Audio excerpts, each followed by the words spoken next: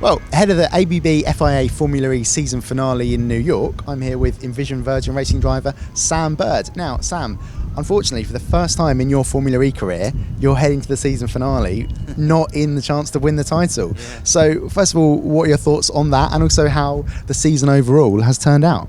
Yeah, obviously it's disappointing when you're going into the finale with nothing, no title to fight for. But look, it is what it is. It was always going to be quite a tricky year, I think, moving from being a manufacturer to an independent, regardless of the components that we had underneath us. You know, the learning rate is a lot slower for us.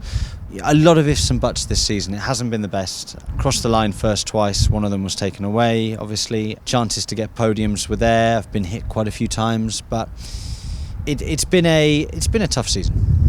Now, if someone were to look at your results in the coming years, they're going to see that it was all on the up towards Hong Kong, and maybe that incident happened and then it all goes downhill. But I was there in Santiago, I was there at the subsequent races where you were involved in a lot of contact. But, you know, did that Hong Kong incident play into what happened over the rest of the season at all? Honestly, not at all. I think it's just a coincidence.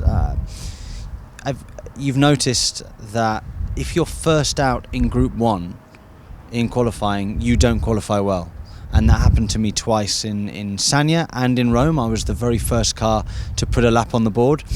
Now normally these people qualify in the bottom 5. Sanya I qualified I think 15th, and then Rome I qualified 12th, so not too bad, and I was second in my group just behind Acosta, so I didn't do a bad job in either of those sessions, just I was first out on circuit. Both of those races I got taken out, unfortunately. Then Monaco, I got taken out with a lap and a half to go when I was in P6, so I'd done a pretty good recovery job. Those 8 or 10 points would put me right in the hunt for second or third in the championship right about now. That's with no points in Sanya and in Rome also. And then Paris, I had the pace in Paris, but I crashed in FP1. I had no laps in FP2, and I had to do qualifying completely blind. I didn't know any of my braking points really for the dry. Qualified I think P12, just behind Jev I think, and just ahead of Da Costa. So again, not a bad effort, but again I got hit off by someone else this time. So there's been many reasons why we haven't scored more points than we did. We haven't had the most luck, but one or two of the reasons have been self-inflicted as well, like the crash in Paris. Now, as your teammate Robin Freins goes to New York he's still in mathematical contention for the title, but it's going to be quite tricky. When you arrived there last year, you were a little bit closer to Jean-Eric Vergne than quite a few other drivers who can still win the title this year. But from Robin's point of view, what does he need to happen to have any hope of winning this year? I mean, honestly, I don't know Robin's mindset, but look, I was 18 points behind Jev going into last year. I think the gap to Lucas is already 32. I think the gap to Robin is over 40 or something like that. So, I mean, you have to go for both wins, and that's it, and hope that he has a tragic weekend. That's the only way that you're going to beat this guy in New York. But as a team, both myself and Robin are just going to be trying to score as many points as we can for the manufacturer, well, for the team's title.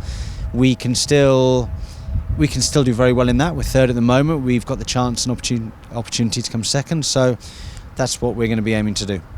Now, New York has been a bit of a mixed bag for you over the last couple of years. You won both races first year, absolutely nailed it. But then last year, I remember we spoke ahead of your title battle, and you were already thinking, well, maybe this might not be our year this year because of the way the package and the track didn't play to that. So as we go back for a third time, how do you think that's going to suit the Virgin and the Audi package as well? I certainly think we've got a better chance this year than we did last year. Last year we knew as soon as we did the simulation.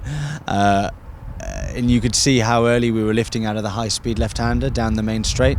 You thought, oh, this isn't good. This really isn't good.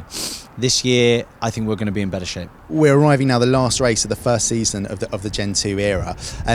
Virgin, as a private team, no longer a manufacturer team, wasn't given those 15 days that are allocated for the manufacturers. So you arrived at Valencia, had your 3 days, then it was straight to Abu Dhabi. And I know you guys have been talking about learning throughout the season. So what do you know now about the Gen 2 package and the Audi powertrain as well that you didn't back at the beginning of the season?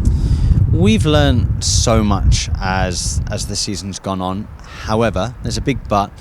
when other people, they've done their 15 days of testing last year to get it up and running for this season, and during this season they continue to test another 15 days ready for next season, and it's very difficult to continue on their sort of learning path, especially if they're learning about the tyre, the chassis, things like that, the setup, how to extract the most out of pressures, software updates, things like that. We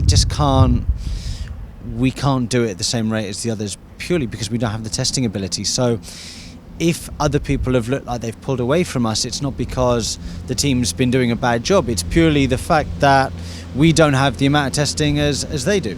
So it becomes very difficult for us to put something on the road at a race circuit and go, that's definitely going to be better.